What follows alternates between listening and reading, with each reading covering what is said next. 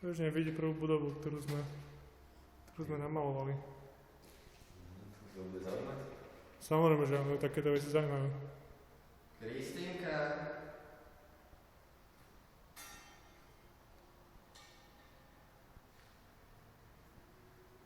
Počkaj, teraz dáme ešte sexy záber na ten voz. Čo tišie?